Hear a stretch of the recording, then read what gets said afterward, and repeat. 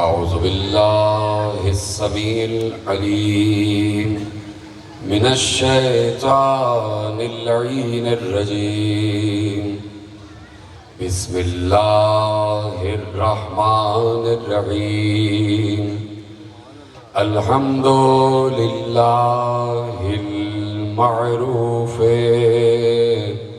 من غير رؤية والخالق من غير ربية الذي لم يزل قائما دائما إذ لا سماء ذات أبراج ولا ليل داج ولا بحر ساج ولا أرض ذات مهاد ولا خلق ذو اعتماد. والصلاة والسلام والتحية والإكرام على نبي الرحمة وخازن المغفرة وقائد الخير والبركة ومنقذ العباد من الهلكة سيدنا ومولانا ابو القاسم محمد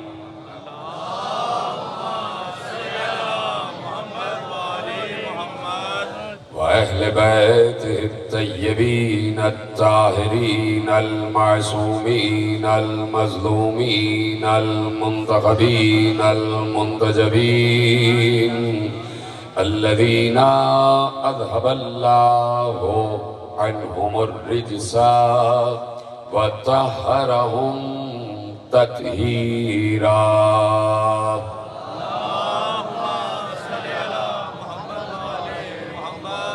أما بعد فقد قال الله سبحانه وتعالى في محكم كتابه المجيد وفرقانه الحميد وقوله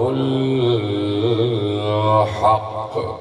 بسم الله الرحمن الرحيم.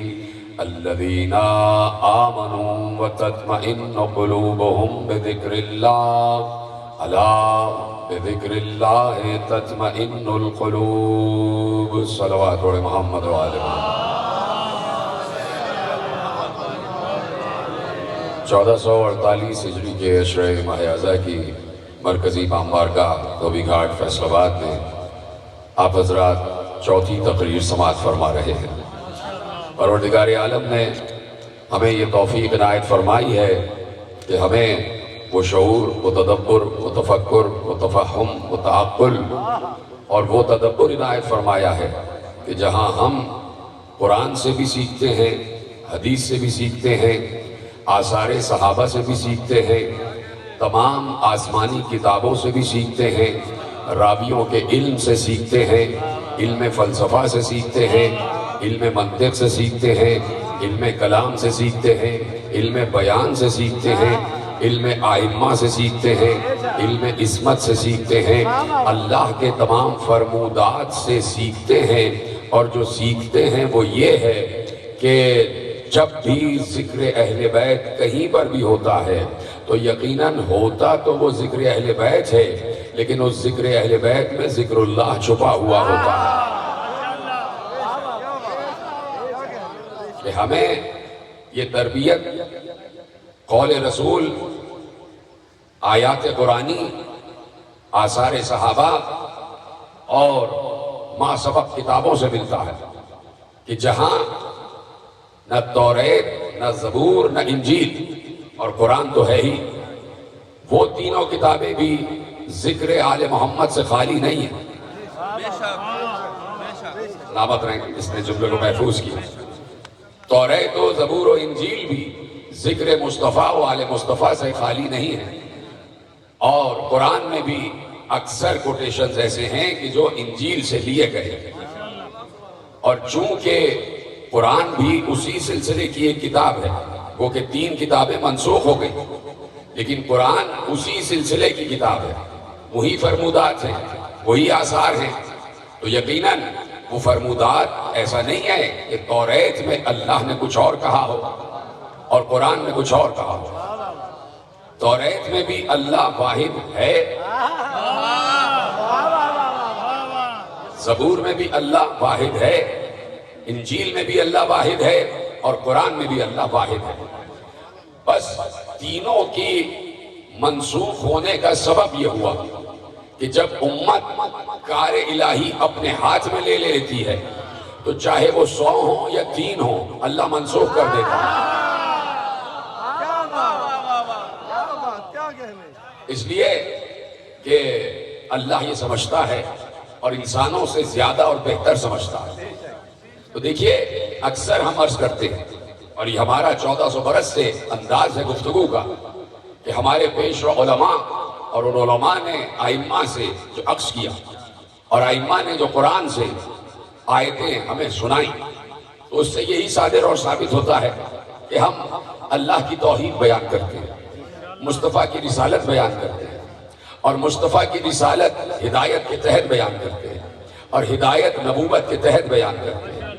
لیکن یہ بات ہمیں ایک اختصاص عطا کرتی ہے، ہمیں ایک اختصاص اور ایک استثناء عطا کرتی ہے کہ ہم اور ہم سے زیادہ کوئی ختم نبوت کا قائل نہیں ہے۔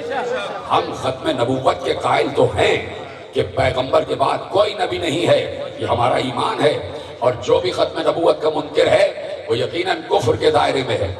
لیکن یہ عدل الہی ہے کہ اللہ نے نبوت تو ختم کر دی، لیکن غدیر میں بتا دیا کہ ہدایت ختم نہیں ہوگی، ہدایت جاری اور ساری رہے گی۔ اس کی وجہ یہ ہے کہ جب تک اللہ انسان بناتا رہے گا تب تک انسان کو ہدایت کی ضرورت رہے گی، انسان کو ہدایت کی ضرورت رہے گی، کیونکہ عقل فیکٹری فٹڈ ہے، اللہ کی طرف سے لے کے آیا ہے، لیکن اس عقل کو چلانے کے طریقے انسان کو آنے چاہیے۔ اس عقل کو اس طرح چلایا جائے، انسان کو وہ طریقے آنے چاہیے، اور اس لیے ہدایت آتی رہتی ہے۔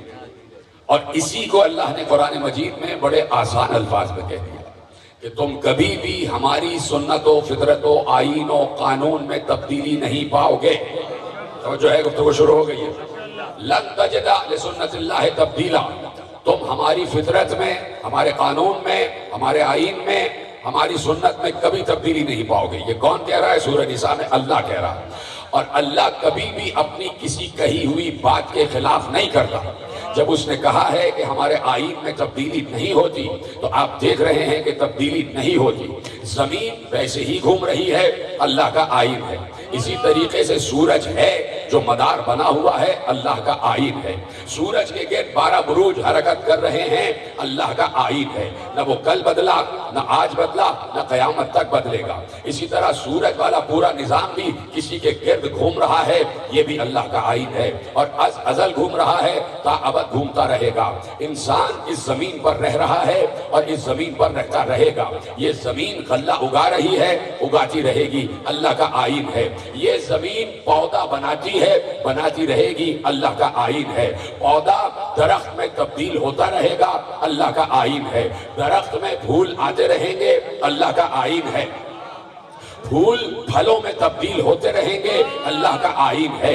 پھلوں میں ذائقے آتے رہیں گے، اللہ کا آئین ہے۔ پھولوں میں رنگ آتا رہے گا، اللہ کا آئین ہے۔ رنگوں میں خوشبو آتی رہے گی، اللہ کا آئین ہے۔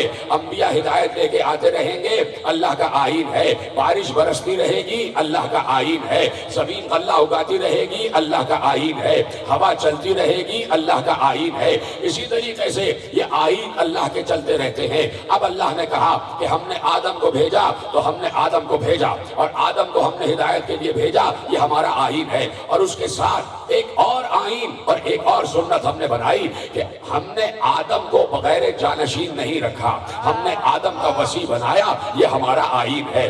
آدم کا وسیع انوش بنا، ہم نے اس آئین کو آگے برقرار رکھا۔ انوش کا وسیع قینان بنا، قینان نے مہلائیل کو وسیع بنایا، مہلائیل نے یارد کو وسیع بنایا، یارد نے اخنوخ کو وسیع بنایا، اخنوخ نے مدوشلخ کو وسیع بنایا، مدوشلخ نے لمک کو وسیع بنایا، لمک نے نوح کو وسیع بنایا، نوح نے سام کو وسیع بنایا، اسی طرح ابراہیم نے اسماعیل کو وسیع بنایا، اسحاق کو وسیع بنایا، داؤد نے سلیمان کو وسیع بنایا، داؤد نے سلیمان کو وسیع بنایا، موسیٰ نے یوشع کو وسیع بنایا، عیسیٰ نے شمعون کو وسیع بنایا۔ جب یہاں تک ہمارا آئین نہیں بدلا تو کیا مصطفیٰ پر آ کر بدل جائے گا؟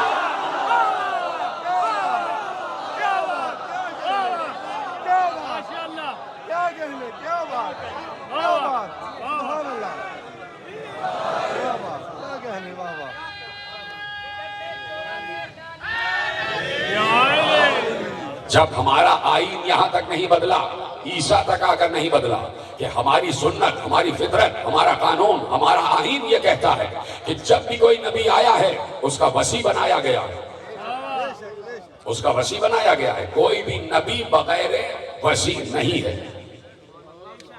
نبی ہمارا سبارڈینیٹ ہوتا ہے اور نبی اپنا سبارڈینیٹ بناتا ہے، اور نبی کو بھی یہ اختیار نہیں ہے کہ وہ اپنا وسیع اپنی مرضی سے بنائے، اپنا وسیع اپنی مرضی سے بنائے۔ اس لیے یہ ہمارا آئین ہے، یہ ہمارا قانون ہے، یہ ہماری فطرت ہے کہ ہر نبی وسیع کے تحت آیا ہے، وسیع کے ساتھ آیا ہے، اور یہ وصایت کا سلسلہ قیامت تک چلتا رہے گا، چلتا رہے گا۔ اس لیے میں نے آسمانی کتب کی بات کی، جا کے پڑھیں۔ ابھی بھی کچھ باتیں رہ گئی ہیں کہ جو توریت و زبور و انجیل کے آج کے نسخوں میں بھی موجود ہیں، آج کے نسخوں میں بھی موجود ہیں۔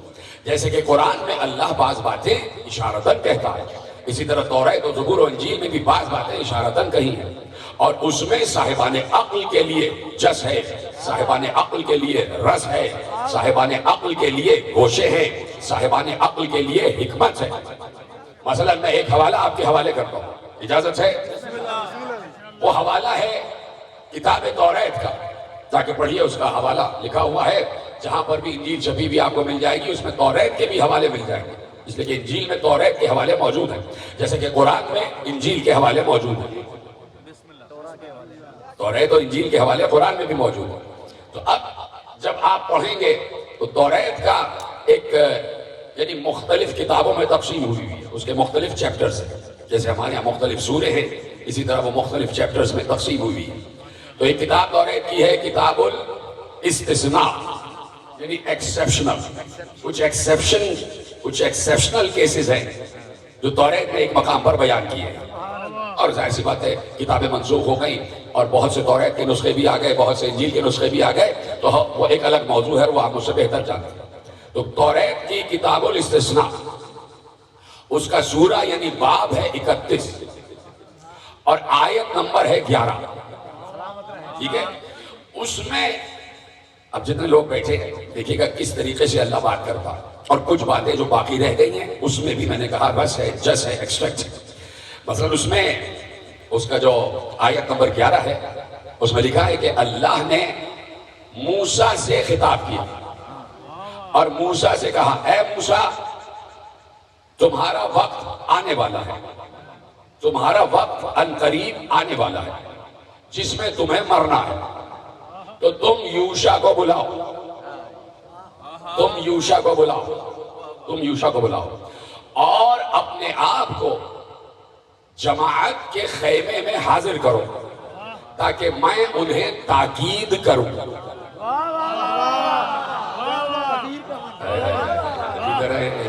سلامت رہیں۔ دیکھیے اس طریقے سے سمجھے ہیں آپ، کہا کہ تم موسیٰ تم جانے والے ہو، تمہاری موت کے ایام قریب آ گئے ہیں۔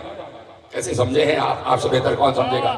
تمہاری موت کے ایام قریب آ گئے ہیں، اس لیے تم یوشع کو بلاؤ۔ یہ میں کہہ رہا ہوں تم، اور جو نسخے میں لکھا ہے کہ تو یوشع کو بلا، خدا بند موسیٰ سے مخاطب ہو کے کہتا ہے کہ تیرا وقت آنے والا ہے جس میں تجھے مرنا ہے، سو اب تو یوشع کو بلا اور اپنے آپ کو جماعت کے خیمے میں حاضر کر۔ تاکہ میں جماعت کو تاکید کروں۔ آیت آگے بڑھی، سو موسیٰ نے یوشع کو بلایا اور موسیٰ اور یوشع روانہ ہوئے اور دونوں نے اپنے آپ کو جماعت کے خیمے میں حاضر کیا، جماعت کے خیمے میں حاضر کیا، اور اللہ نے تاکید فرمائی۔ یہاں تک آیت رک گئی۔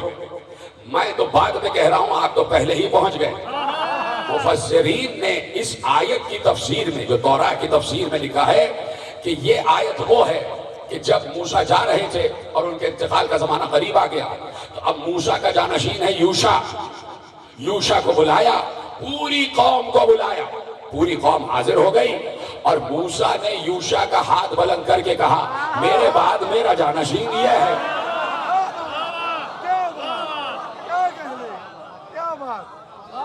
سب نے یقیناً غور فرمایا، سب نے یقیناً اس آیت کو محفوظ کیا ہے کہ تفسیر میں لکھا گیا کہ موسیٰ نے یوشع کو جانشین بنایا نہیں، اعلان کیا، اس لیے کہ بنا ہوا تو پہلے ہی تھا، بنا ہوا تو پہلے ہی تھا۔ تو دیکھیے اب یہ یوشع ہے موسیٰ کا جانشین۔ اور گفتگو شروع ہو گئی ہے تو ہے نا میرے ساتھ سارے کے ساتھ۔ اب میں اشارے کرتا ہوں، کچھ اشارے آپ کے حوالے کرتا ہوں، اور اشارے آپ ہی سمجھیں گے اور کوئی سمجھے گا ہی نہیں، ٹھیک ہے؟ اجازت ہے؟ یوشع بن نون جناب موسیٰ کے وصی، موسیٰ کے پہلے وصی تھے ہارون، لیکن ہارون کا انتقال ہو گیا جناب موسیٰ کے دور میں، اور اللہ نے اسی لیے یہ بھی فطرت رکھی کہ ہارون کو ہم نے پہلے نومینیٹ کیا تھا کہ وہ موسیٰ کے وصی ہیں، لیکن موسیٰ کے دور میں انتقال کر گئے، پھر بھی ہم نے جانشینیت کی نومینیشن ختم نہیں کی، ہم نے پھر بھی جانشین رکھا کہ یوشع کو اپنا جانشین بناؤ، یوشع بن نون کو اپنا جانشین بناؤ۔ اور توریت میں جو لکھا ہے یشوع لکھا ہوا ہے، اور ہمارے یہاں وہ یوشع کہا جاتا ہے۔ تو اب جناب یوشع موسیٰ کے جانشین ہیں سب ساتھ؟ تھکے ہوئے تو نہیں ہیں، پریشان تو نہیں ہیں، کسی فلسفے کے بارے میں تو نہیں سوچ رہے، کوئی منطق فلسفہ کوئی پریشانی تو نہیں ہے سب کو؟ ماشاءاللہ ہے نا سب بیٹھے ہوئے؟ اور میں بھی کوئی فلسفہ بیان کرنے کا عادی تو ہوں نہیں، اور نہ یہ ممبر فلسفے کا متحمل ہو سکتا ہے، اس لیے کہ 10 دن صرف فلسفہ ذکر علی ہی بیان کیا جائے، بس، اور کوئی فلسفہ نہیں۔ تو اب جناب یوشع وصی ہیں، تیار ہیں سننے کے لیے؟ اشارے آپ سمجھتے چلے جائیں۔ اچھا دیکھیے، چلیے یہ بات میں کہوں گا، ایک بات میرے ذہن میں آ گئی جناب یوشع کے لیے۔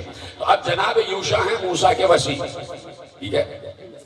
جب جناب موسیٰ اس دنیا سے چلے گئے تو اب یوشع جانشین ہیں، ان کے بعد ان کے سبارڈینیٹ ہیں، ان کے بعد قوم کو سپروائز کر رہے ہیں، یعنی اللہ قوم کو وداؤٹ سپرویژن نہیں رکھتا، اور سپرویژن بھی اس کی آنکھوں سے ہوتی ہے، یعنی ہر دور میں ایک عین اللہ ضرور رہتا ہے، ادھر سلامت رہتا ہے، ہر دور میں ایک عین اللہ ضرور رہتا ہے کہ جو سپروائز کرتا رہے قوم کو کہ یہ کام صحیح کر رہے ہیں، یہ صحیح چل رہے ہیں، یہ نہیں۔ تو اب چلے گئے جناب موسیٰ، یوشع کی ہدایت کا زمانہ آ گیا، اور ایسے میں جب جناب یوشع نے دعویٰ کیا میں ہوں وصی، اور جناب موسیٰ نے پوری قوم کے سامنے مجھے وصی نومینیٹ کیا تھا، تو جناب موسیٰ کی ایک زوجہ تھی، انہوں نے جناب یوشع کی وزارت کو نہیں مانا،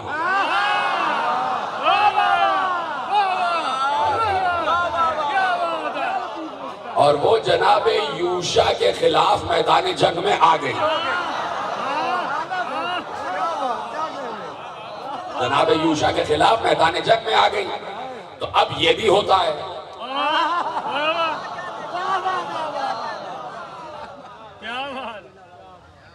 چلے آپ بھی خاموش ہو جائیں، میں بھی خاموش ہو جائیں۔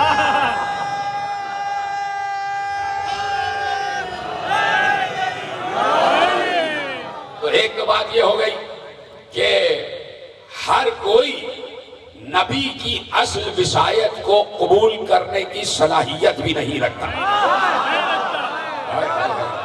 کس نے جملہ محفوظ کیا اور کس نے نہیں کیا؟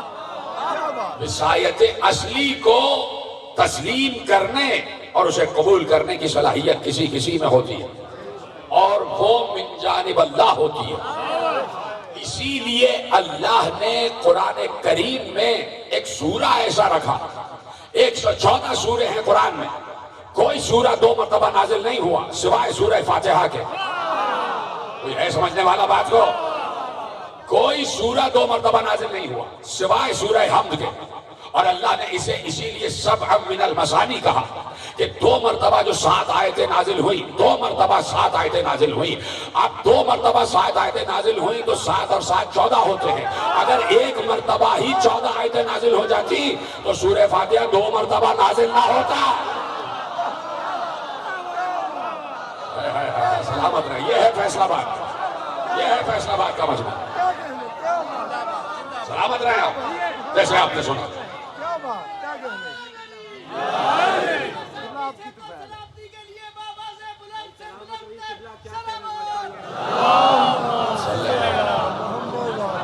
بھائی خوش ہو جائیں آپ، اور آپ نے واقعی مجھے بھی خوش کر دی، جیسے آپ نے سنا ہے کہ اگر ایک ہی مرتبہ ایک ساتھ 14 آیتیں نازل ہو جاتی تو کبھی یہ سورہ 2 مرتبہ نازل نہ ہوتا۔ یہ سورہ 2 مرتبہ نازل ہوا اس لیے کہ 7 2 مرتبہ نازل ہوئے، اور اگر ایک مرتبہ، پھر جملہ دے دیں، اگر ایک مرتبہ 14 آیتیں نازل ہو جاتی تو شاید کچھ لوگ سورہ فاتحہ کے خلاف ہو جاتے۔ اس لیے اللہ نے انتظام رکھا کہ 2 مرتبہ سورہ فاتحہ نازل ہوا، اور 2 مرتبہ تاکیداً نازل ہوا، اور شاید اس کے کئی وجوہات ہو سکتے ہیں، اور میرا بھی ایک نقطہ آپ سمجھ لیں اور اس کو قبول کر لیں کہ یقیناً بار بار تاکید کی گئی، بار بار تاکید کی گئی۔ سورہ 2 مرتبہ نازل ہوا، اور 2 مرتبہ نازل ہونے کے بعد اللہ نے کہا نازل تو 2 مرتبہ کیا ہے لیکن دن میں 5 وقت پڑھنا ہے۔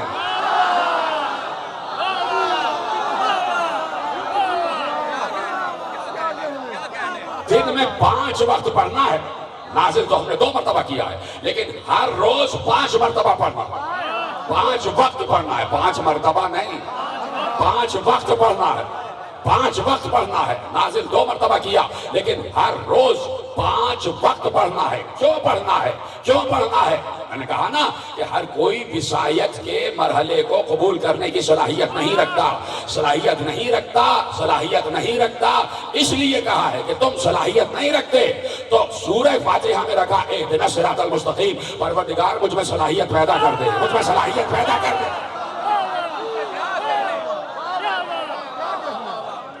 ادھر سلامت رہے، پروردگار مجھ میں وصایت جو تیری طرف سے ہے اس کو قبول کرنے کی صلاحیت پیدا کر دے۔ اہدنا الصراط المستقیم، اس کے کئی معنی ہو سکتے ہیں، ایک معنی میں نے آپ کے حوالے کر دیا۔ تو جناب یوشع کے اختلاف کی منزل پر آ گئے اور کچھ لوگوں نے قبول نہ کیا اور میدان جنگ برپا ہو گیا۔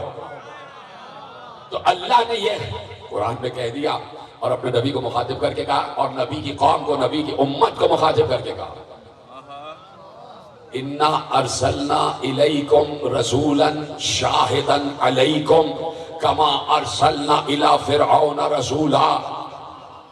اے نبی کی امت، ہم نے تمہاری طرف ویسا ہی رسول بھیجا جیسا فرعون کی طرف موسیٰ کو بھیجا تھا۔ جیسے فرعون کی طرف رسول بھیجا تھا یعنی موسیٰ کو بھیجا تھا۔ باتیں سمجھ میں آ رہی ہیں؟ ایسی بات ہے کہ اب تفصیل کی ضرورت ہی نہیں ہے، اتنے پڑھے لکھے لوگ بیٹھے ہیں تو میں کوئی پرائمری کی کلاس تھوڑی سجاؤں گا۔ اب سمجھ جائیں جو کہنا چاہ رہا تھا اور جو کہنا چاہ رہا ہوں، اور آپ کے کھلتے چہرے مسکراتے بتا رہے ہیں کہ آپ سمجھ رہے ہیں، اور آپ بتا رہے ہیں کہ قبلہ ہم سمجھ گئے، آپ آگے بڑھتے جائیے اور ہم آپ کے ساتھ ساتھ ہیں۔ تو اب جناب یوشع ہیں، جناب یوشع ہیں، اور جناب یوشع کا اختلاف ہوا اور ایک جنگ ہوئی کہ جو جناب موسیٰ کی زوجہ سے ہوئی، ٹھیک ہے۔ اب ایک بار عمالقہ سے جنگ ہوئی، جناب یوشع جو جانشین ہیں جناب موسیٰ کی، ایک لشکر سے جنگ ہو رہی ہے، لشکر سے جنگ ہو رہی ہے، ادھر بنی اسرائیل ساتھ ساتھ ہے اور جنگ ہو رہی ہے، مسلسل جنگ ہو رہی ہے۔ اشارے دے رہا ہوں، آپ کے ذہنوں میں ہے، میں صرف ریکال کرا رہا ہوں، سن چکے ہیں آپ۔ جنگ ہو رہی ہے، مسلسل جنگ ہو رہی ہے، اور یوشع کی فوج آگے بڑھ رہی ہے، آگے بڑھ رہی ہے، مخالف فوج پیچھے ہٹتی چلی جا رہی ہے، پیچھے ہٹتی چلی جا رہی ہے، اور بس چند لمحے رہ گئے کہ مخالف فوج پر قابو پانے اور فتح ہو جائے مقدر جناب یوشع کی۔ جناب یوشع نے دیکھا کہ جمعے کا دن ہے اور سورج غروب ہونے والا، اور جیسے ہی سورج غروب ہوگا ہفتے کا دن لگ جائے گا، اور جب ہفتے کا دن لگ جائے گا تو بنی اسرائیل تلوار پھینک دیں گے، اس لیے کہ ہفتے کا دن ان کے لیے مقدس دن ہے اور وہ ہفتے کو جنگ نہیں کرتے۔ اب اب جناب یوشع کو یہ بھی پریشانی ہے کہ فتح قریب ہے اور سورج بھی غروب ہونے والا. جب سورج غروب ہو جائے گا تو ہفتے کی شب لگ جائے گی, اور جب ہفتے کی شب لگ جائے گی تو میری قوم تلوار پھینک دے گی, اور جب تلوار پھینک دے گی تو ہوتی ہوئی فتح رک جائے گی. اب کیا کریں؟ جناب یوشع نے ایک بار سورج کی طرف اشارہ کر کے کہا جہاں ہے وہاں سے واپس آ جا.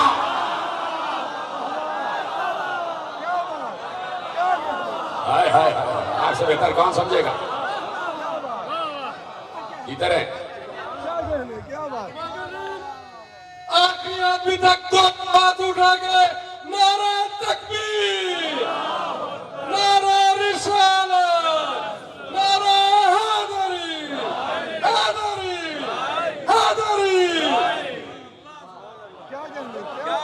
ادھر ہے, سلامت. میں آپ کو دھیان دے رہا ہوں.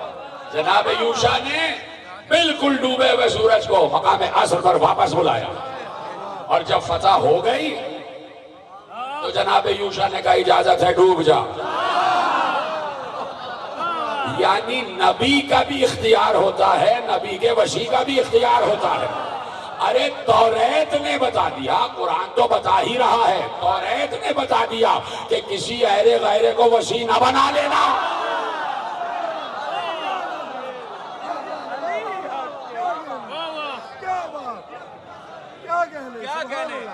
کیا کہنے, سبحان اللہ, واہ واہ واہ, کیا بات, کیا کہنے.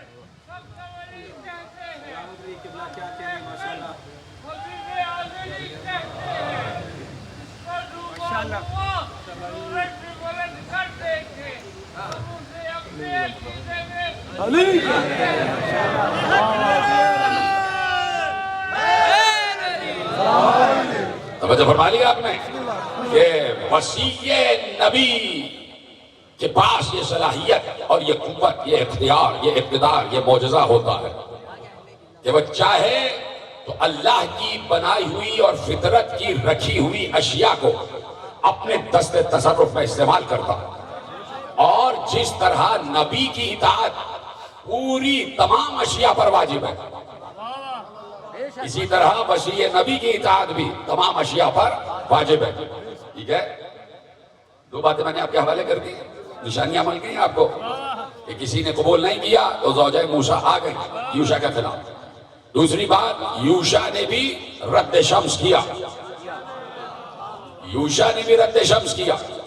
اب ایک جملہ اور لے جائیے کہ جناب موسیٰ جب چلے اور مرج البحرین کی کیفیت, اس پر پوری تقریر میں 10 سال پہلے کر چکا, جو حضرات موجود تھے ان کو یاد ہوگا کہ کس طریقے سے جناب موسیٰ چلے ہیں اور اس آب حیات کے کنارے پہنچے ہیں, اور وہ جو مچھلی تھی اور وہ سارے معاملات میں بتا چکا, اور ساتھ میں جناب یوشع بھی ہیں. قرآن نے جب جناب موسیٰ جا رہے ہیں کہا کہ بھئی موسیٰ اب یہ بھی بتا دو کہ کیوں بھیجا اللہ نے کہ موسیٰ جاؤ. تو اس لیے کہ جب یہ دریا پار ہو گیا اور جناب موسیٰ اپنی قوم کو لے کے دریا پار کر کے اس علاقے میں آ گئے, اور وہاں پر توریت کی تعلیم دینے لگے اور دینیات سمجھانے لگے اور لیکچرز دینے لگے. ایسے میں کسی نے جناب موسیٰ سے پوچھا کہ اے نبی اللہ, اس وقت روئے عرش پر آپ سے زیادہ اور آپ سے بڑا کوئی عالم نہیں, آپ سے بڑا کوئی عالم نہیں. جناب موسیٰ نے کہا ہاں ایسا ہی ہے. قوم کے ایک فرد نے جناب موسیٰ سے مخاطب ہو کے کہا کہ اے نبی اللہ, اس روئے عرش پر آپ سے بڑا کوئی عالم نہیں ہے. جناب موسیٰ نے کہا ہاں ایسا ہے. اب ہمارے یہاں کے مفسرین نے ائمہ کے اقوال کی روشنی میں لکھا کہ جناب موسیٰ نے یہ بات اس لیے کہی کہ جناب موسیٰ پر توریت نازل ہوئی تھی, اور توریت اللہ کا علم, اس لیے جناب موسیٰ نے کہا کہ مجھ سے بڑا کوئی عالم نہیں ہے. یہ جناب موسیٰ کی سمجھ تھی. جیسے ہی جناب موسیٰ نے کہا ہاں مجھ سے بڑا کوئی عالم نہیں ہے, اللہ نے جناب جبرائیل کو بھیجا اور کہا موسیٰ سے کہو کہ تم نے یہ کہہ دیا کہ تم سے بڑا کوئی عالم نہیں ہے, ذرا یہاں سے نکلو اور وہاں پہنچو کہ جہاں دو دریا مل رہے ہیں وہاں تم سے بھی بڑا ایک عالم بیٹھا ہوا ہے. ہائے ہائے ہائے, سلامت رہے آپ, وہاں تم سے بھی بڑا ایک عالم بیٹھا ہوا ہے, جاؤ اور اس کی شاگردی اختیار کرو. جناب موسیٰ چلے اور جناب یوشع ساتھ. تو اب جناب یوشع جو ساتھ ہیں ان کے ساتھ مچھلی بھی ہے جو انہوں نے راستے کے لیے رکھی بھی تھی، وہ پورے واقعات آپ قرآن میں پڑھ لیجئے گا۔ تو جب جناب یوشع ساتھ ہیں اور جب وہاں پہنچے جہاں دو دریا مل رہے تھے تو وہاں پر ایک جوان سے ملاقات ہوئی، اور وہ جوان جناب خضر تھے، اور جناب خضر سے جناب موسیٰ نے کہا کہ کیا یہ ہو سکتا ہے کہ آپ مجھے اپنا شاگرد بنا لیں؟ کیا یہ ہو سکتا ہے کہ آپ مجھے اپنا شاگرد بنا لیں جو صاحب توریت ہے؟ وہ جناب خضر سے کہہ رہا ہے کہ کیا آپ مجھے اپنا شاگرد بنا لیں گے؟ جناب خضر نے کہا بنا تو لوں گا، لیکن شرط یہ ہے کہ تم صبر کرو گے۔ انکا لن تستطیع معی صبرا، کہہ دیا کہ تم میرے ساتھ صبر نہیں کر سکتے، اس لیے کہ علم کے لیے صبر بہت ضروری ہے، علم جلد بازی نہیں مانگتا۔ کہا کہ تم میرے ساتھ صبر نہیں کر سکتے۔ جناب موسیٰ نے اقرار کیا نہیں میں آپ کے ساتھ صبر کروں گا، اور اس کے بعد 3 واقعات ہوئے پے در پے کہ جس میں جناب موسیٰ صبر نہیں کر پائے، اور وہ سارے معاملات آپ کے اختیار میں ہیں اور آپ کے علم میں ہیں کہ جناب موسیٰ جناب خضر کے شاگرد بنے جبکہ وہ اپنے دور کے نبی ہیں۔ چھوڑ دیتا ہوں بات اگر مشکل ہو گئی۔ موسیٰ اپنے دور کے نبی ہیں اور صاحب کتاب نبی ہیں، اور صاحب کتاب نبی جناب خضر سے کہہ رہا ہے کہ میں آپ کا شاگرد بننا چاہتا ہوں۔ تو اس کا مطلب ہے کہ جو علم جناب خضر کے پاس تھا وہ جناب موسیٰ کو نہیں دیا گیا تھا، اور وہ علم تھا علم تعویل۔ علم تعویل اس میں بھی پوری تقریر کر چکا۔ ایک ہے تفسیر، ایک ہے تعویل۔ وقت دے رہے ہیں آپ مجھے تھوڑا سا؟ ایک ہے تفسیر، ایک ہے تعویل۔ تعویل ایک الگ چیز ہے اور آپ مجھ سے بہتر جانتے ہیں۔ ایک ہے محکم، ایک ہے متشابہ۔ محکم کی تفسیر ہوتی ہے، متشابہ کی تعویل ہوتی ہے۔ متشابہ کو صرف پڑھا جاتا، محکم پر عمل کیا جاتا۔ محکم وہ کہ جو سب کی سمجھ آ جائے، متشابہ کی تعویل سوائے اللہ کے اور آل محمد کے کوئی نہیں کر سکتا۔ بڑی آسانی سے سنا آپ نے جملہ۔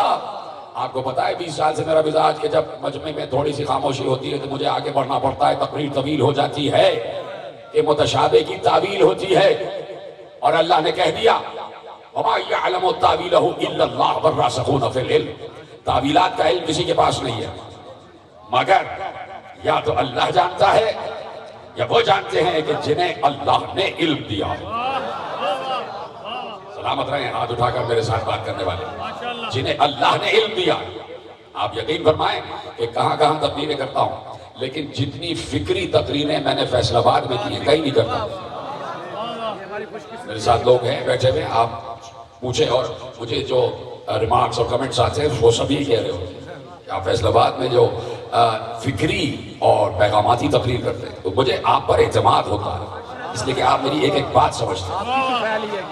اور پوری دنیا میں نہ معلوم کہاں کہاں سے دعوتیں آتی ہیں، لیکن میں نے کہا کہ میں فیصلہ کر چکا ہوں فیصلہ آباد۔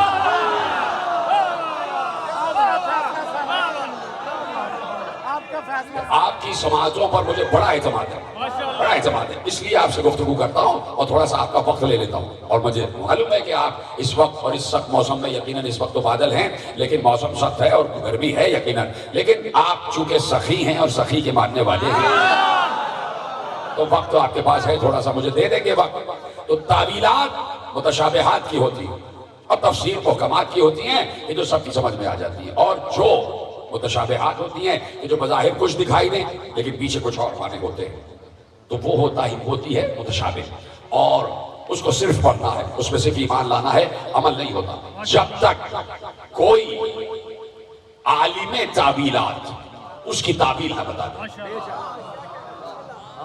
اجازت ہے؟ دیکھیے میں سامنے کی آیت پڑھتا ہوں، یہ بچے بیٹھے 2-4 بچے بیٹھے، ان سے بھی پوچھوں گا ابھی کہ بسم اللہ الرحمن الرحیم اِنَّا أَنزَلْنَاهُ فِي لَيْلَةِ الْقَدْرِ۔ کسی بچے سے پوچھ لوں بیٹا اس کا کیا مطلب ہے؟ وہ کہے گا بڑی صاف اور آسان آیت ہے کہ ہم نے اس کو شب قدر میں نازل کیا۔ میں کہوں گا بیٹے یہ اس کو کیا ہے؟ اس کو کا مطلب قرآن، کہ ہم نے اس قرآن کو شب قدر میں نازل کیا۔ بڑی سادی سی واضح بڑی محکم آیت ہے، سمجھ میں آنے والی ہے۔ تو میں کہوں گا بیٹے ذرا دوسری آیت پڑھو، وَمَا أَدْرَاكَ مَا لَيْلَةُ الْقَدْرِ، تم کیا جانو شب قدر کیا ہے؟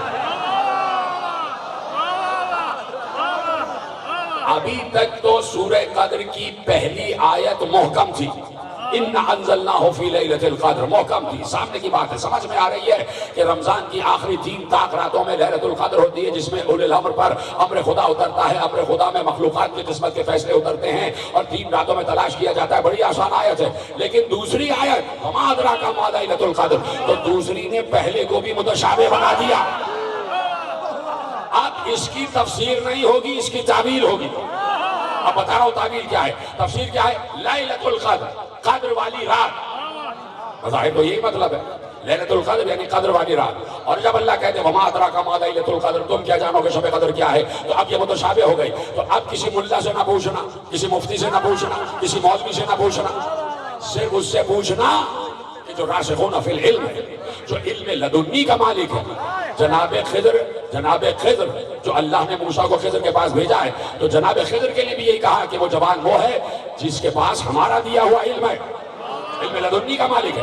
تو جس کے پاس اللہ کا دیا ہوا علم ہوتا ہے وہ محکم کا بھی مفسر ہوتا ہے اور متشابہات کی بھی تعویل جانتا ہے۔ تو اب وما ادراک ما لیلۃ القدر، تم کیا جانو شب قدر کیا ہے، تو اب تم کہتے رہو کہ شب قدر شب قدر شب قدر، 3 طاق راتیں 3 طاق راتیں 3 طاق راتیں۔ اللہ بار بار کہے گا تم کیا جانو تم کیا جانو تم کیا جانو۔ تو اب چلو نا راسخون فی العلم کے پاس چلو، راسخون فی العلم کے پاس چلو۔ ابو بشیر پہنچا میرے چھٹے امام کے پاس اور کہا مولا لیلۃ القدر ہے کیا؟ کہا لیلۃ القدر بظاہر شب قدر، لیکن لیلۃ القدر میری دادی فاطمہ زہرا۔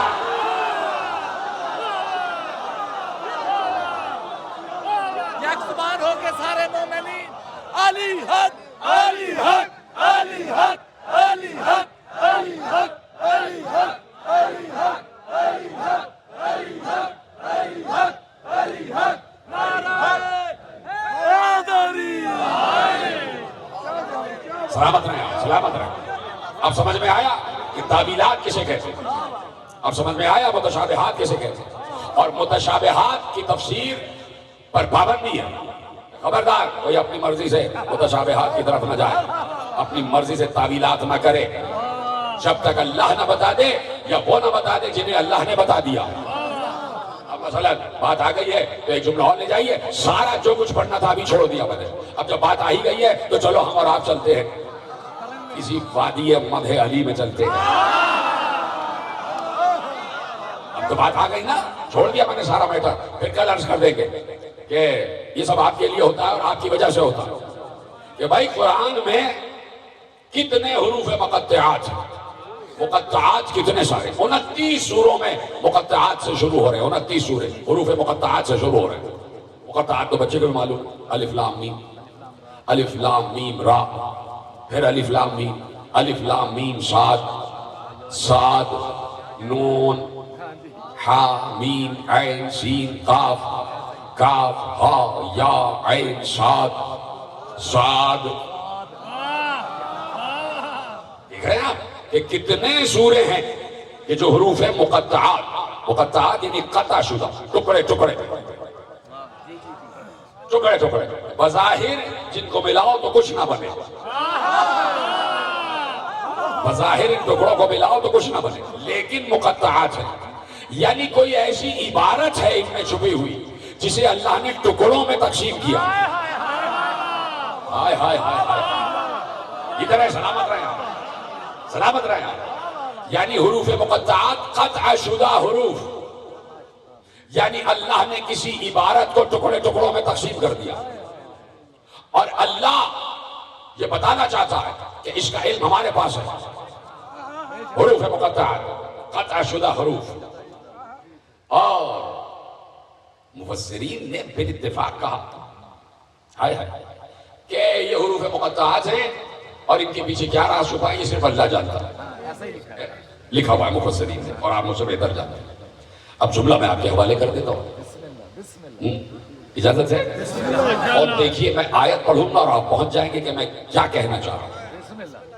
مفسرین نے لکھا کہ یہ حروف مقطعات یہ متشابہات ہیں، اور یہ صرف اللہ جانتا ہے کہ ان حروف مقطعات کے پیچھے کیا چھپا ہوا ہے، صرف اللہ کو پتا ہے۔ لیکن یہ حروف مقطعات قرآن میں ہے، یعنی کتاب میں ہے، اور وہ یہ کہنا چاہ رہے ہیں کہ کتاب کے ان حروف کے معنی اللہ جانتا ہے، ٹھیک ہے؟ اب میں کیسے عرض کروں کہ اللہ نے ایک بار قرآن میں کہا کہ سلیمان نے کہا کہ کون ہے جو تخت لے کر آئے گا، تو قال عفریت من الجن انا آتیک بہ قبل ان یرتد من مقامک، ایک عفریت جن نے کہا کہ اس سے پہلے کہ آپ کا دربار برخاست ہو میں تخت لے آؤں گا۔ جناب سلیمان نے کہا اتنی دیر میں نہیں، اس کا مطلب ہے سلیمان کو معلوم ہے کہ اس سے بھی جلدی آ سکتا ہے، اور جب جانتے ہیں کہ اس سے جلدی آ سکتا ہے تو لا بھی سکتے ہیں، لیکن دنیا کو بتانا چاہتے ہیں، ہر نبی دنیا کو بتانا چاہتا ہے کہ جانے والا ہوں ذرا غدیر تو دیکھ جاؤ، ذرا میری بات میری غدیر تو دیکھ جاؤ کہ کوئی اور ہے، کوئی اور ہے۔ تو ایک بار جناب آصف بن برخیہ مخاطب ہوئے، انا آتیک بہ قبل اس سے پہلے کہ آپ کی آنکھ جھلکے، آپ کی آنکھ جھپکے، قبل ان یرتد الیک طرفک، یہ تو میں نے آصف بن برخیہ کا نام لیا، اب قرآن نے کیا کہا ہے؟ وقال الذی ومن عنده علم من الکتاب، وہ بولا جس کے پاس کتاب کا تھوڑا سا علم تھا، کیا بولا؟ انا آتیک بہ قبل ان یرتد الیک طرفک، میں اس سے پہلے کہ آپ کی آنکھ جھپکے میں تخت لے آؤں گا، اور تخت آ چکا تھا، اس لیے کہ سلیمان کی آنکھ جھپک چکی تھی، تخت آ چکا تھا۔ تو کیا ہے؟ قال الذی ومن عنده علم من الکتاب، جس کے پاس کتاب میں سے علم تھا وہ پلک جھپکتے میں تخت بلقیس لے آیا۔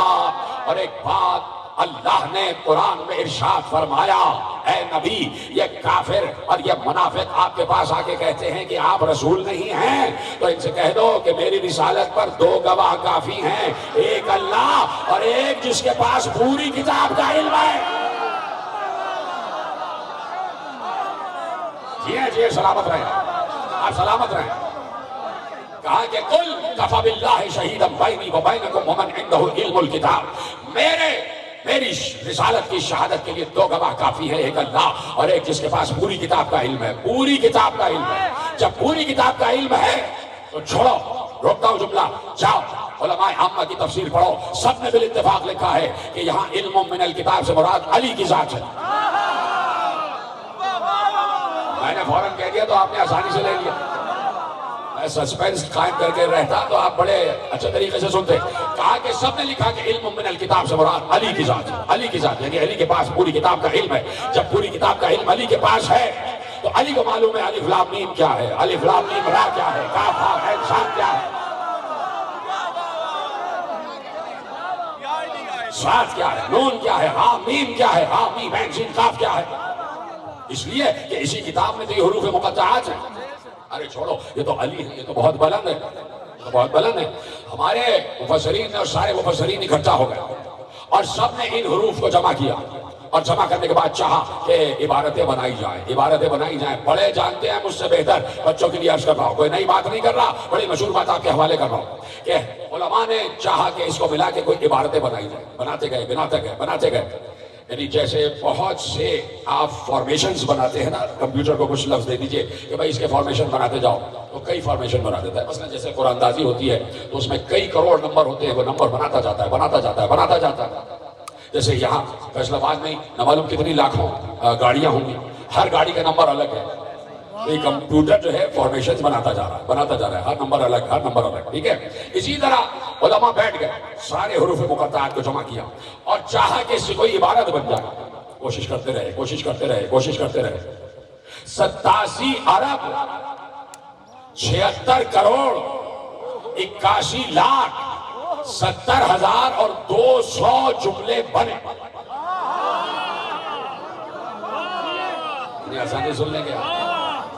87 ارب 76 کروڑ 81 لاکھ 70,000 200 جملے بنے، لیکن کسی بھی جملے کا کوئی مطلب نہیں، سب محمل جملے، کوئی بھی جملہ بامانی اور با مطلب جملہ نہیں بناتے گئے یہاں تک کہ 87 ارب جملے بن گئے، 76 کروڑ جملے بن گئے، 81 لاکھ جملے بن گئے، 70,200 جملے بن گئے۔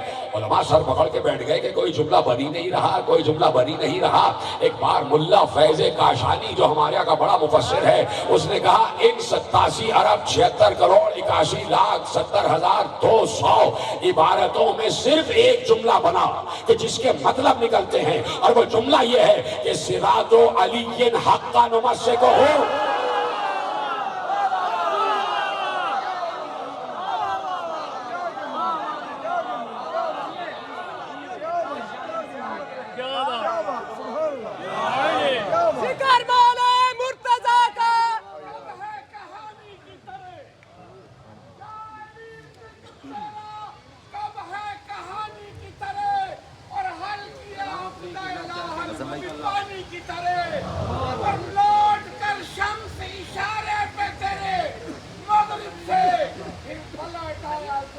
زلیخا کی جوانی کی طرح ذکر مولا مرتضیٰ کا، ذکر مولا مرتضیٰ کا سنانے میں مزہ آتا ہے۔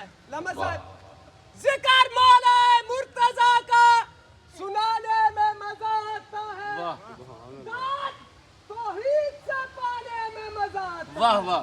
اور یوں تو جلنا ہے منافق کو جہنم میں، مگر لمحہ صاحب یوں تو جلنا ہے جہنم میں منافق کو، مگر نام حیدر سے جلانے میں مزہ آتا ہے۔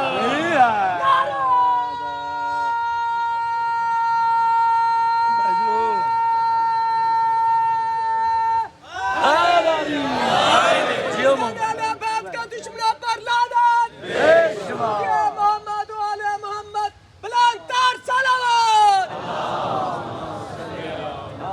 بسم اللہ۔ میں چاہتا ہوں کہ آپ کی محنت، آپ کو گفتگو معرفت سے بھری اس کو خراج تحسین پیش کیا جائے۔ ان کسانوں کی نمائندگی کرتے ہوئے آپ نے ایک نعرہ لگانا ہے، آپ کی آواز نجف کی وادیوں میں گونجتی ہے۔ نعرہ لگے گا علی حق، توجہ فرما لیا آپ نے؟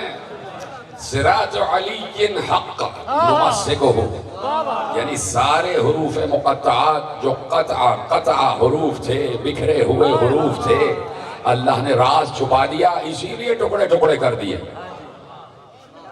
کہ کہیں کچھ جلنے والوں کے دل ٹکڑے ٹکڑے نہ ہو جائیں۔ صراط علی حق کا نمسک ہو، علی کا راستہ حق ہے اور ہم اسی راستے پہ چل رہے ہیں، ہم اسی راستے کو پکڑے ہوئے ہیں۔ تو اس کا مطلب ہے کہ حروف مقطعات میں بھی علی چھپا ہوا، یعنی کہہ دوں کہ محکم بھی علی ہے، متشابہ بھی علی ہے۔ محکم بھی علی ہے، متشابہ بھی علی ہے۔ محکم ہے سلمان کے لیے، محکم ہے سلمان صفت لوگوں کے لیے، متشابہ ہے اشعری لوگوں کے لیے۔ کون سمجھا کون نہیں سمجھا؟ کچھ لوگوں کے لیے علی متشابہ ہے، کچھ لوگوں کے لیے محکم ہے۔ جن کے لیے محکم ہے سمجھ میں آ جاتا ہے، تو علی بھی انہی کی سمجھ میں آتے ہیں کہ جنہیں علی خود اجازت دے کہ سمجھو۔ تو یہ فضائل علی انسان کو طہارت عطا فرماتے ہیں، انسان کو علم سے محبت عطا فرماتے ہیں، انسان کو تعلیم کی طرف رغبت دلاتے ہیں، انسان کے اندر اخلاق پیدا کرتے ہیں، انسان کے لہجے میں نرمی پیدا کرتے ہیں، انسان کو فضائل علی نفاست عطا کرتے ہیں، انسان کو فضائل علی عقیدت عطا کرتے ہیں، فضائل علی انسان کو نجابت عطا کرتے ہیں، فضائل علی انسان کی فکر کو سیانت عطا کرتے ہیں، فضائل علی انسان کے نظریے کو دیانت عطا کرتے ہیں، فضائل علی انسان کو شرافت عطا کرتے ہیں۔ دیا جملہ فضائل علی انسان کو شرافت عطا کرتے ہیں، اسی لیے بہت بڑے بڑے غیر شریف یہاں آنا چاہتے ہیں تاکہ ہم بھی شریف ہو جائیں۔ فضائل علی انسان کو شرافت دیتے ہیں، دیانت دیتے ہیں، سیانت دیتے ہیں، شرافت دیتے ہیں، شجروں کی پاکیزگی دیتے ہیں، لہجے میں مٹھاس دیتے ہیں، طبیعت میں نزاکت دیتے ہیں، طبیعت میں نفاست عطا کرتے ہیں۔ انسان کا لہجہ سدھر جاتا ہے، انسان کا لہجہ سدھر جاتا ہے۔ سب سے بڑی بات یہ ہے کہ بد شکل یہاں آ کے خوش شکل ہو جاتا ہے۔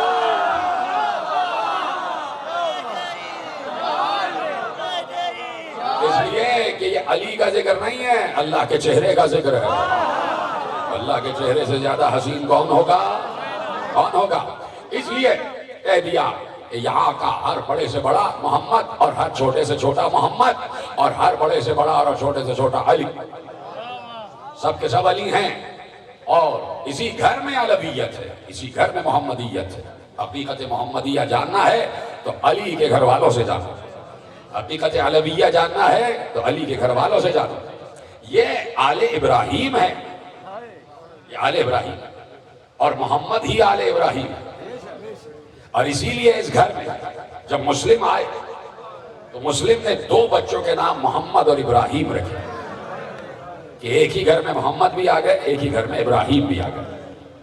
جائیں آپ جب اس مقام پر کہ جہاں ان دو بچوں کے روضے بنے ہوئے ہیں، اب چپ نہ رہنا، اس لیے کہ 7 اور 8 برس کی عمریں ہیں، چھوٹے چھوٹے بچے، اور تمہارے دل اسی لیے نرم پیدا کیے گئے ہیں کہ آل محمد کے بچوں کے جب مصائب پڑھے جائیں تو گریے کا حق ادا کر لینا، اس لیے کہ اس گھر کے بڑے تو غریب الوطن ہیں ہی، یہاں کے بچے بھی غریب الوطن ہیں، غریب الوطن۔ مسلم کے بچے وطن سے چھوٹے ہوئے، اور وطن سے چھوٹ کر پردیس میں آئے تو باپ سے بھی چھوٹ گئے، یعنی قید میں ہیں۔ کیا عجیب ستم ہے، کیا گزری ہے بچوں پر، قید میں ہیں، کوفے ہی میں قید میں ہیں۔ اس سے وعدہ کرتے ہو کہ جو میں جملہ کہنے جا رہا ہوں اس پر سب ایک مرتبہ ہائے ضرور کہنا۔ اب جو میں جملہ کہنے جا رہا ہوں بڑا کڑا جملہ ہے کہ مسلم کے بچے محمد و ابراہیم قید میں ہیں اور کوفے ہی میں قید میں ہیں، اور جو کوفے کا بازار ہے اس سے ملا ہوا گھر ہے جس میں قید میں ہے، اور اسی بازار سے بچوں کی ماں قید ہو کے گزر رہی ہے۔ آیا گریہ آیا تمہیں؟ اسی بازار سے بچوں کی ماں سربراہ قیدی بن کے گزر رہی ہے، اور بچوں کو پتہ ہی نہیں کہ ہماری ماں اسی بازار سے قیدی بنا کے گزاری جا رہی ہے۔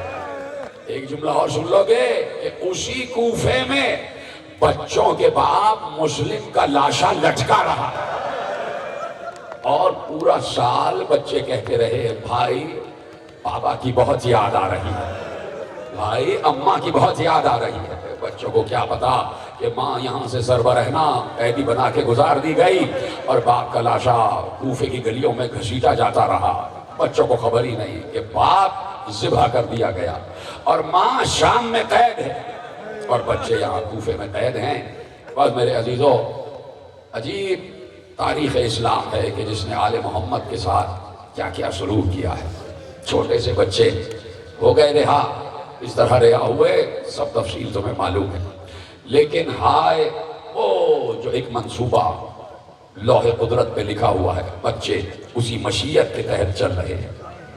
رات بھر چلتے رہے، راستہ بھٹک گئے، صبح ہوئے تو دیکھا دونوں نے ایک دوسرے سے کہا بھائی ہم تو کوفے ہی میں ہیں، ہم یہاں سے باہر ہی نہ نکل پائے، کدے کو چھپ جاتے ہیں۔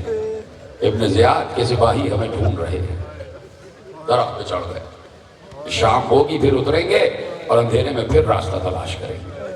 ایک کنیز آئی، پانی بھر رہی تھی، دریا کی سطح پر اس کو 2 چاند سے عکس نظر آئی۔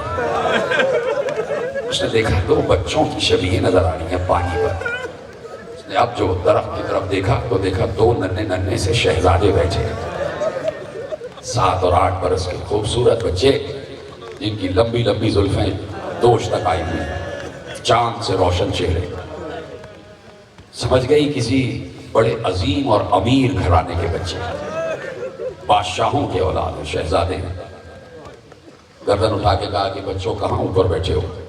گر جاؤ گے، زخمی ہو جاؤ گے، نیچے آ جاؤ۔ تقریباً 1 سال کے بعد بچوں نے پیار بھرا لہجہ سنا، بچوں نے پیار بھرا لہجہ سنا، آ گئے، نیچے آ گئے۔ کنیز نے کہا بچوں کون ہو، تمہارا گھر کہاں ہے؟ بچوں نے آہستہ سے کہا ہمارا کوفے میں گھر نہیں ہے۔ کہا ماں باپ کہاں ہیں؟ کہا کچھ نہیں پتا کہ بابا کہاں ہیں، کچھ نہیں پتا کہ اماں کہاں ہیں۔ بابا کے ساتھ آئے تھے، بچھڑ گئے، 1 برس ہو گیا، کوئی خبر نہیں۔ کہا بچوں تمہارے لہجے سے معلوم ہوتا ہے تم کوفے کے نہیں ہو، لگتا ہے تم مدینے کے رہنے والے ہو، بتاؤ کون ہو؟ تو بچوں نے کہا کہ جان کی امان دو گی تو بتائیں گے۔ کہا تمہیں امان ہے؟ میں کچھ نہیں کہوں گی۔ کہا کہ ہم مدینے کے رہنے والے ہیں۔ کنیز نے کہا مدینے کے؟ کون سے محلے کے؟ کہا محلے بنی ہاشم۔ کنیز ایک دم چونک کے کہتی ہے بنی ہاشم محلے کے؟ تو کیا تم بنی ہاشم سے ہو؟ کہا ہاں بنی ہاشم سے۔ اب بتاؤ تم کون ہو اور بنی ہاشم کے کس یہاں سے ہو؟ کہا کہ تم نے جناب مسلم کا نام سنا ہے؟ کہا ہاں وہ سفیر حسین تھے۔ کہا اسی مسلم کے بچے محمد ابراہیم۔ کنیز قدموں پہ گر گئے، کہا شہزادو ہم تو تمہارے چاہنے والے، ہماری جو مالکن ہے، ہماری جو مخدومہ ہے وہ بھی تمہاری چاہنے والی۔ لے کے آ گئی، اپنی مالکن کو بتایا کہ یہ بچے بنی ہاشم کے بچے ہیں، مسلم ابن عقیل کے بچھڑے ہوئے بچے ہیں۔ تو وہ جو مومنہ تھی وہ قدموں پہ گر گئے۔ اور سنیں گے ایک جملہ، مومنہ نے قدموں پہ گر کے کہا فاخر میری قسمت، فاخر میری قسمت، میری بلندی قسمت، اے 2 بچوں میں یہ نہیں سمجھ رہی کہ محمد و ابراہیم میرے گھر آئے ہیں، مجھے لگ رہا ہے حسن و حسین میرے گھر آئے ہیں۔ اجرکم اللہ، مجھے لگ رہا ہے حسن و حسین سیدہ کے 2 شہزادے میرے گھر آ گئے۔ بچوں میری قسمت جاگ گئی، سیدہ کے گھر کے 2 عظیم ستارے میرے گھر آ گئے۔ بچوں کو نہلایا دھلایا، بالوں میں شانہ کیا، بچوں کو کھانا کھلایا۔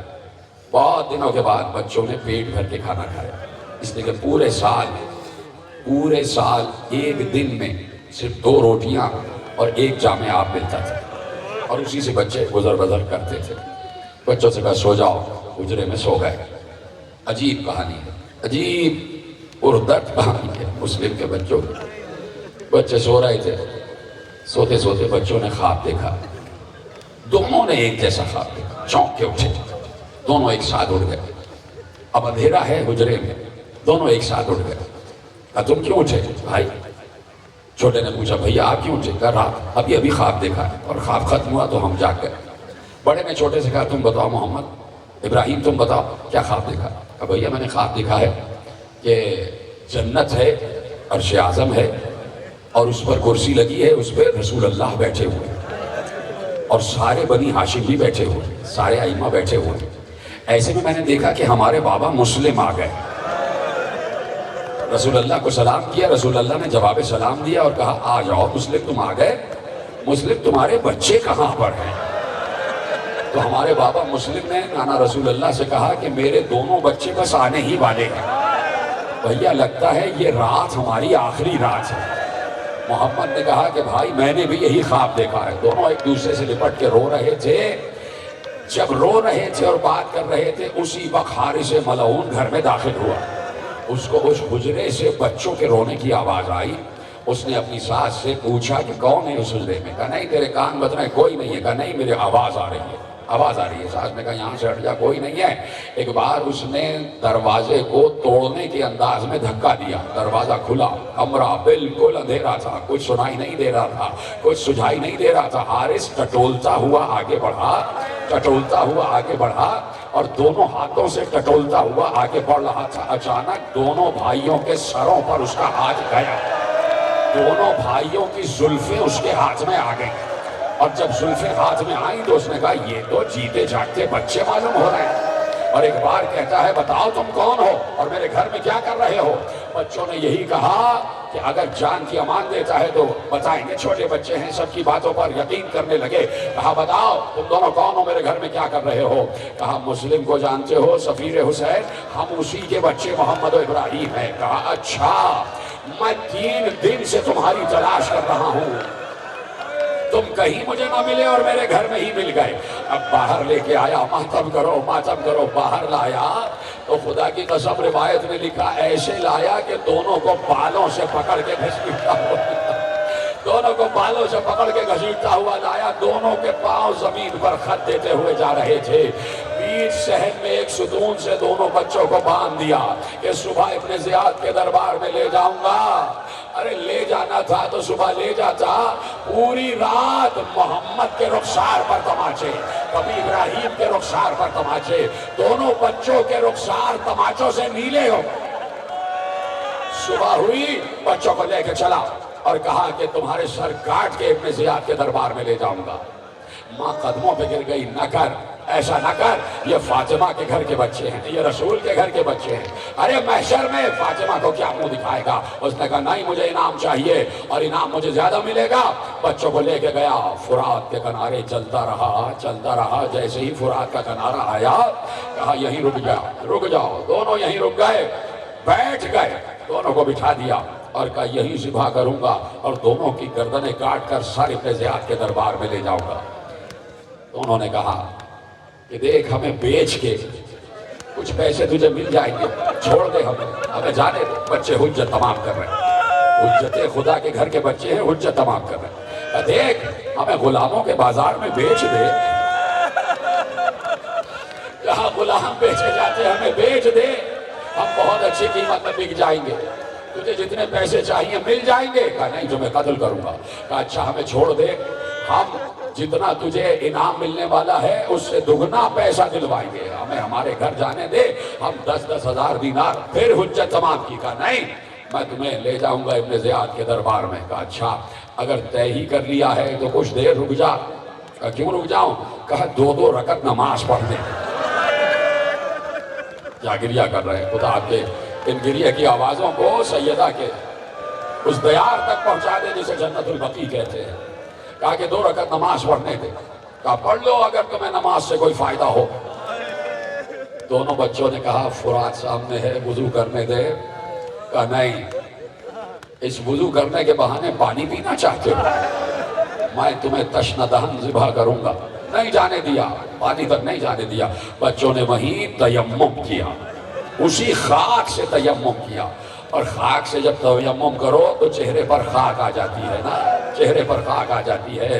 یعنی بچے سمجھ رہے ہیں کہ ہم بھی کربلا ہی کا حصہ ہیں، ہماری قربانی بھی کربلا ہی کی قربانی ہے۔ اور بچوں کے ذہن میں تو تھا بھی نہیں، لیکن کیا معلوم تھا کہ عاشورے کو حسین کے چہرے پر بھی خاک ہوگی اور وہ خاک علی اصغر کی قبر کی ہوگی۔ بچوں نے تیمم کیا، چہرے خاک سے ہٹ گئے۔ بچوں نے نماز پڑھی، نماز تمام ہو گئی اور بچے اللہ سے دعا کرتے رہے۔ جلدی سے دعا ختم کرو، نماز اس لیے بڑھا رہے ہو کہ تاکہ تمہارا عرصہ حیات بڑھ جائے۔ ان بچوں نے دعا کی پروردگار اس ملعون اور ہمارے درمیان جلدی فیصلہ کروا، اس کو جلد از جلد سزا دلوا۔ اس کو اور غصہ آ گیا، اس نے کہا اب ذبح کروں گا، بھائی کے سامنے بھائی کو ذبح کروں گا، بھائی کے سامنے بھائی کو ذبح کروں گا۔ محمد کی گردن کو پکڑا، ابراہیم آگے بڑھے اور محمد سے لپٹ گئے اور بار بار محمد کو اس کے ہاتھ سے چھڑاتے تھے۔ چھوڑ دے میرے بھائی کو، چھوڑ دے میرے بھائی کو، میرے سامنے میرے بھائی کو ذبح نہ کر، میرے سامنے میرے بھائی کو ذبح نہ کر۔ اس نے ابراہیم کو دور دھکا دیا، ابراہیم دور جا کے گرے۔